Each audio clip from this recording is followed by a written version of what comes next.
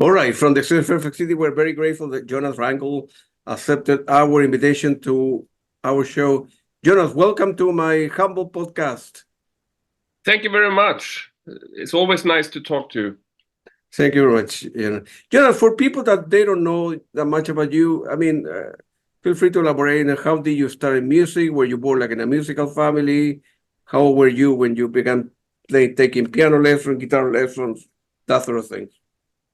I started with music, like taking lessons when I was 8 years old, playing violin for like, I think it was 4 years, up to age 11, 12. Then I switched to guitar. I got a guitar for Christmas, electric guitar. I remember it was a Gibson Les Paul copy. So I was nagging my parents for a long time to get that because I was already into Kiss and those kind of bands. Yeah. Deep Purple, Kiss, Rush, early, like that.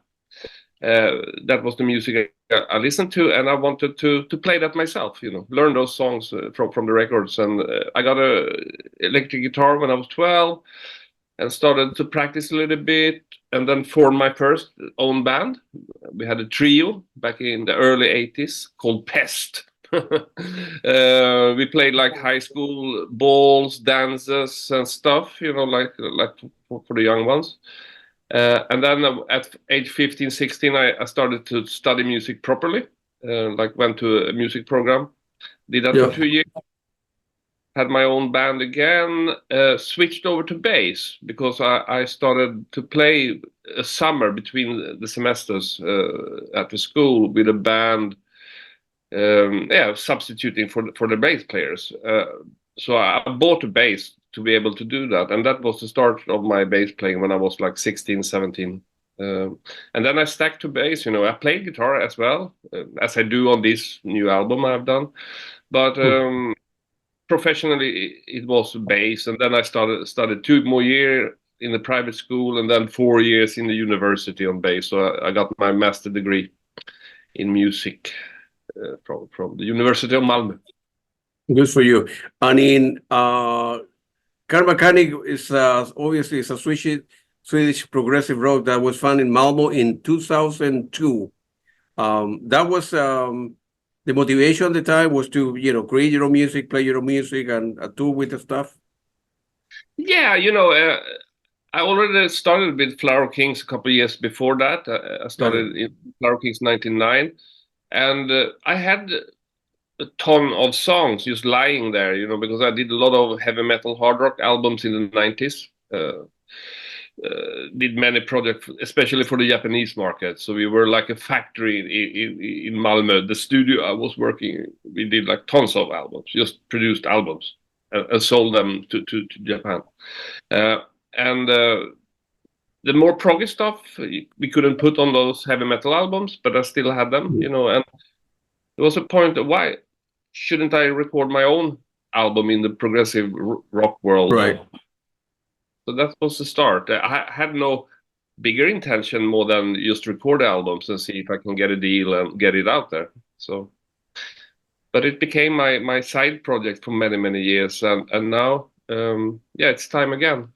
7 years after that, right? Or so. Yeah. You're best known for playing with Steve Hackett, playing music for Genesis and Kiss on Music, as well as the Flower King. So you've been busy for the last, I don't know, 8 years, man.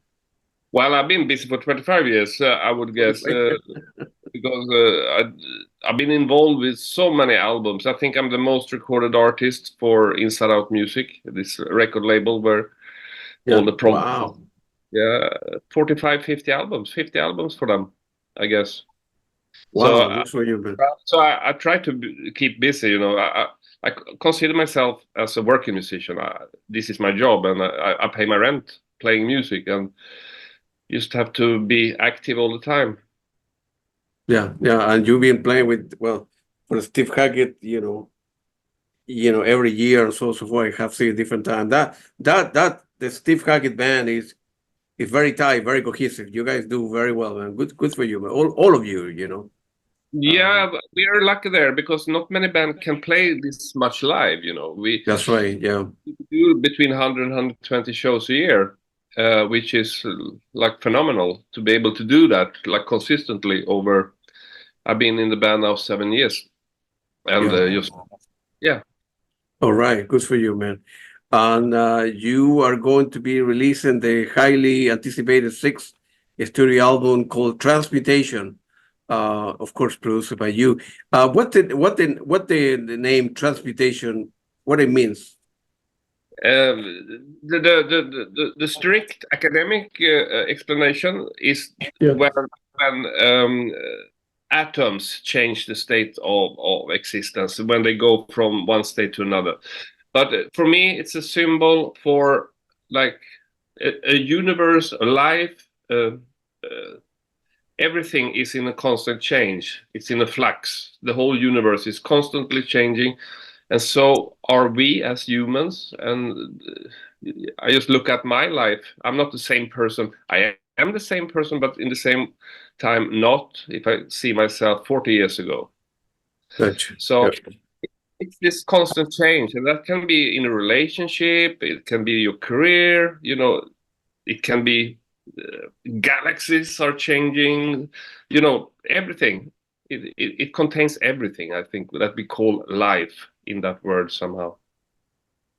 Yeah. Easy for me to say, but why waiting 8 years to release a new album? I mean, the band, Karmakanic, of course, you've done very well, and you're busy with other projects. I imagine that you know, Yeah, Steve Hackett.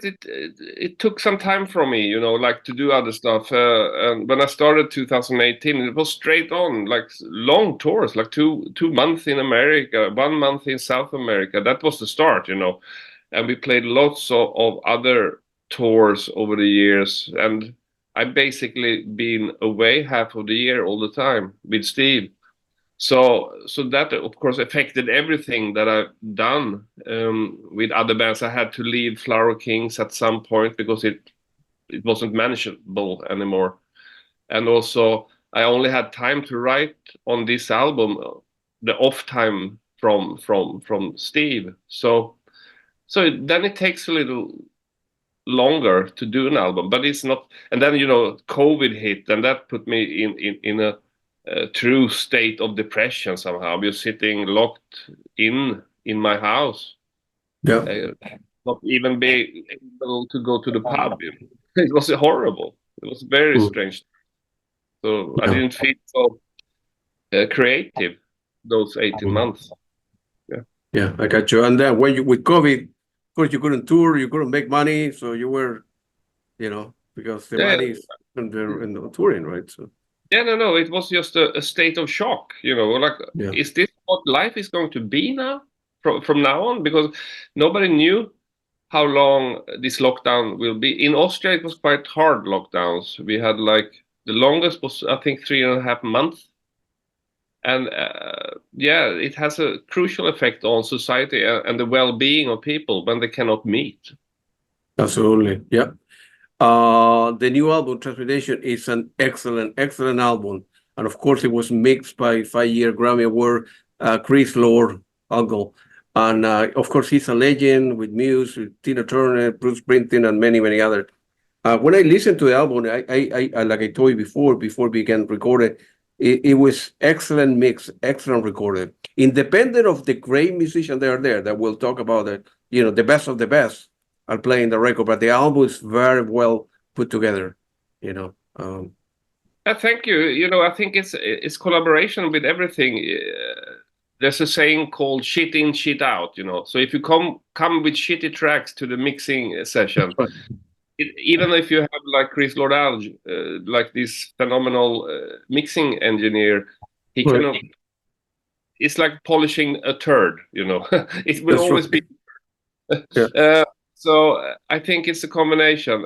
You also have to record it well. If you record a guitar or a bass or a drum, it has to be well recorded. Otherwise, you don't give him a chance. But when everything comes together and it's some professional recordings going on, and I've been doing it for a long time, so and I have all the gears here, the top gears needed to do a proper recording. So hopefully with a good arrangement, good quality on the tracks, the different stems that I come, and the striker, as I call him, Chris Lorel, that just moves the ball over the goal line. Then you get a good result. You should get a good result, and especially if you have those musicians as well. Yeah, I was listening, of course, to the whole album a couple times this week, and thank you for sharing with me that. On the track, the end of the road, man, as you know, that's a masterpiece as well, man. I like everything, but that really resonated with me. I don't know, for that type of music you play.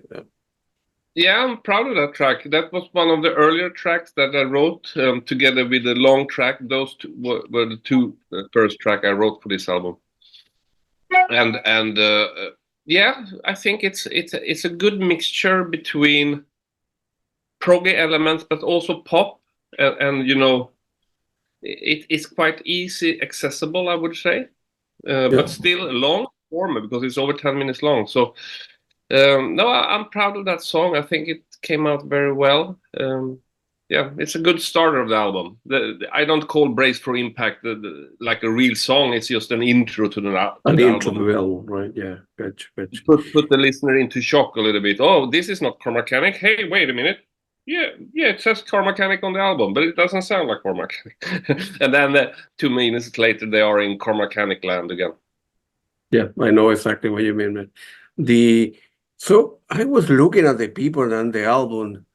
From Simon Phillips, obviously Steve Hackett, Nick, Craig Brandel, Amanda Lehman, Rob Townsend, and many, many, many. How you able to assemble that dream team, of international renowned musician? Because as you're busy, everybody's busy as well. So were you able to get time for everybody to contribute part and put it together, sending file back and forth and so forth? No, but I've been doing it so long, 25, 26 years now professionally with progressive rock. So I basically know everybody in the business that I want to know. All the good players I know, you run into them in festivals, talking to them after gigs. They come down sometimes at the show, and you just hang out and get to learn a lot of people. And I have the luxury to sit here when I've written a song. I can think like, who would fit playing drums on this track, or who would fit playing guitar here, and those things. And I'm a greedy bastard, so I'm just go for it. If I hear, I always wanted to work with Simon Phillips, so that I had in my mind for many years because I think he's a phenomenal drummer and musician. And then, luckily, I met him on the Cruise to the Edge last time. He was there with his own band, and he came down after to backstage after our Hackett set, and we talked and hanged a little bit. And then, all right, I will ask him now. So, Simon, can we have a coffee? I would like to speak to you seriously tomorrow about the project I'm working on. All right, let's have a coffee at 10. Sit down, and I explain the project. Okay, blah, blah, blah. And yeah, send me the files and I have a listen, and let's see. And that's how it starts, always like that.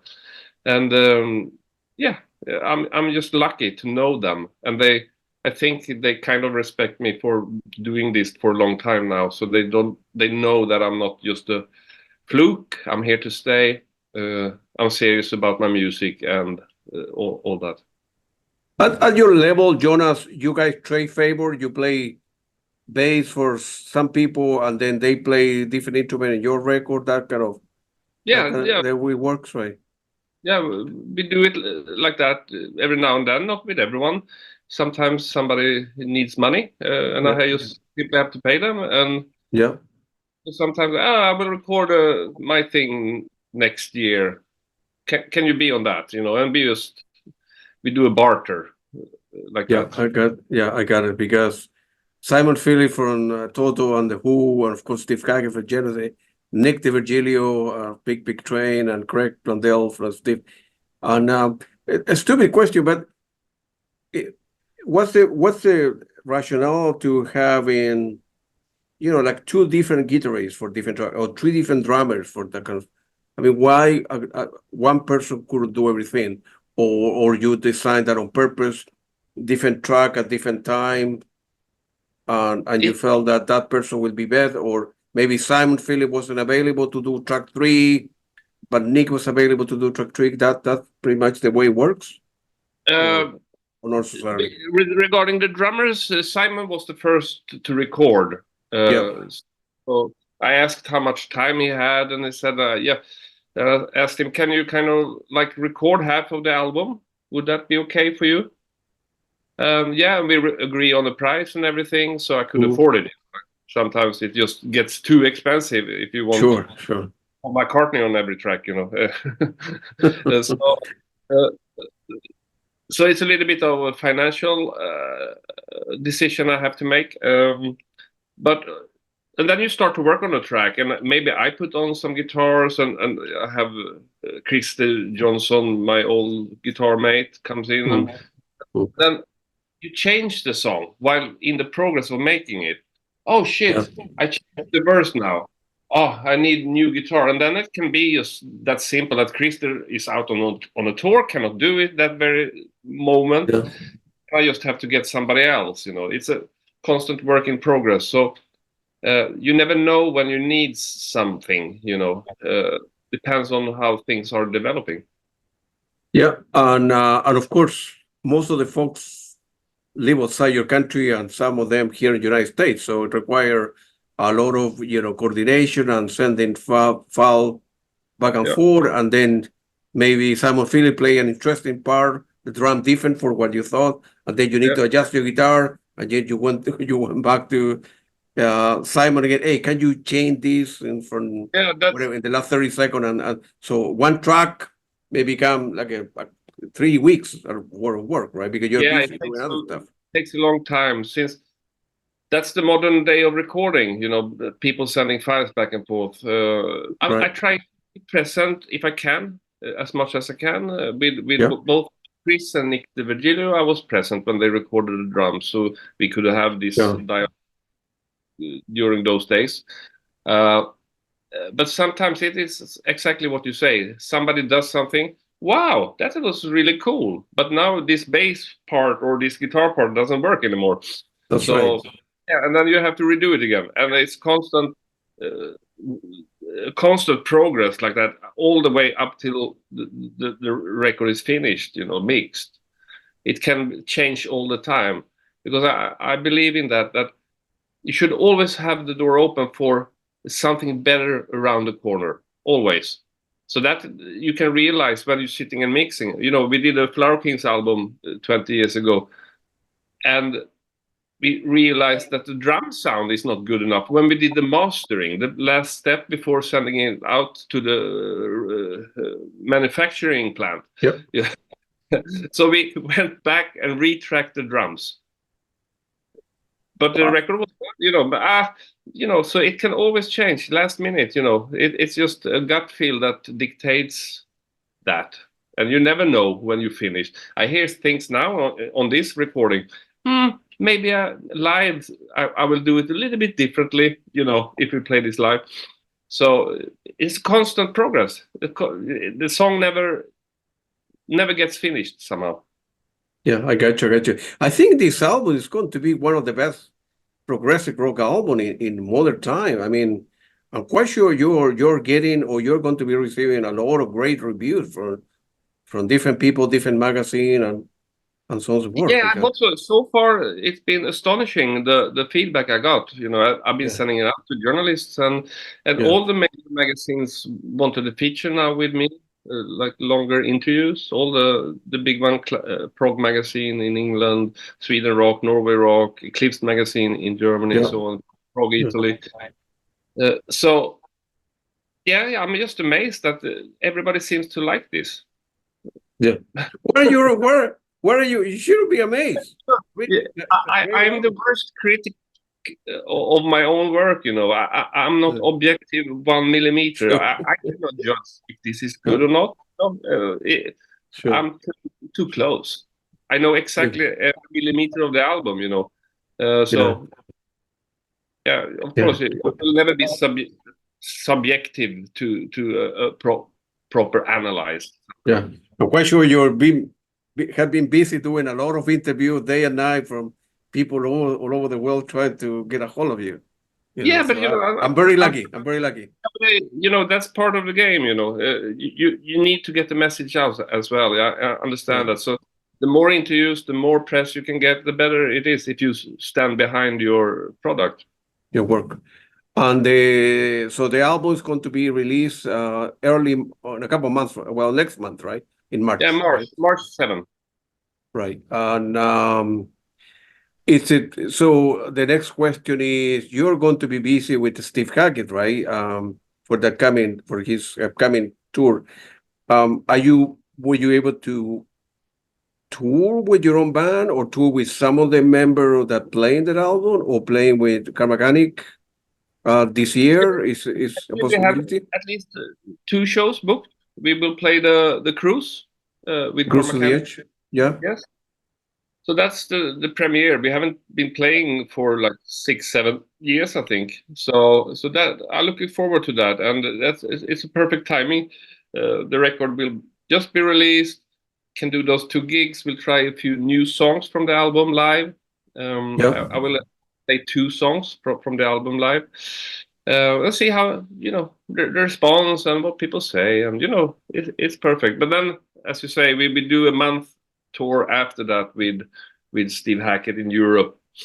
So I'm busy up till May. So if Karmakanic is going to do something live, I will look into that. Of course, it will probably next year, to be honest. Like Yeah.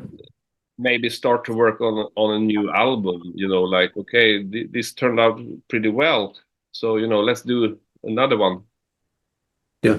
And what about playing United States? Maybe do a small tour here. I know it's very expensive for you guys because you need to pay It's so a much, visa.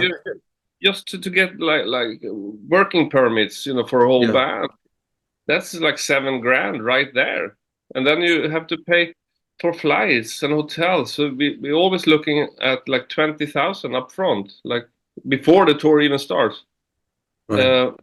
With everything, so it is a tricky. You need a few good festivals that kind of work as a hub for the tour. If you have 2 festivals, like I did like that in the past. We played the Progtoberfest in Chicago, and we played Progstock in Pennsylvania, I think, or in New Jersey. It's New in Jersey, yeah. Progstock, and if you have like 2 festivals there that can afford a decent fee for the band that covers like the travel and everything, then it's easier. Then you can do a few smaller shows between the festivals, for example. So that I will start to look into that, like see what festival is still going, who can afford a little bit of money. Yeah, and then I should definitely also play some smaller clubs as well. Yeah.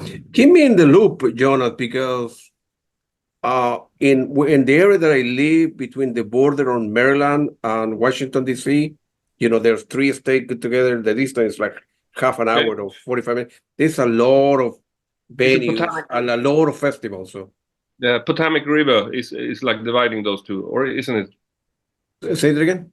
The Potomac River is like that's one. right. Yeah, I mean the difference between here in my house and Washington D.C. is about 25 minutes, and Maryland is 45 minutes. So there's a lot of festival, a lot of venues. So I could put you in touch with a lot of people here because I go to a lot of concerts here. Right? I got to know the owners of the tour. So keep the loop is down the road. You wanna tour here.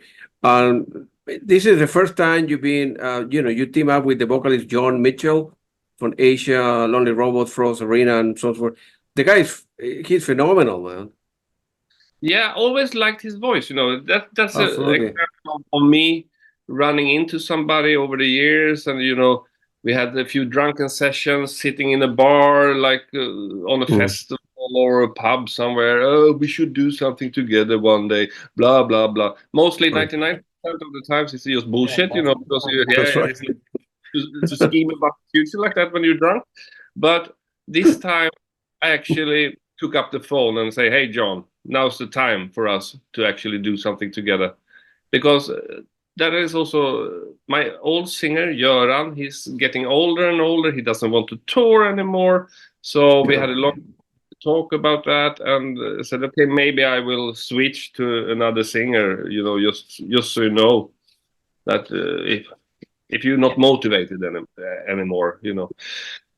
So that was just a natural step. And then I was thinking about John. Yeah, John is probably the guy because I have, you know, my tunes are quite nice. So if you have to clean voice on top of that, Yeah. it can be a bit easy. You know? Yeah. So I think that's a great combination. The simplicity of my melodies and his voice somehow. It works out well. Yeah, the album is fantastic. And I think this album was recorded across Nashville, Los Angeles, Germany, Austria. Of course, people living, you know, all over the world that are members of the particular album, right? So swapping Yeah, file back and forth. Yeah, go ahead. no, but that comes out from, you know, when I recorded with Craig, for example, in Nashville.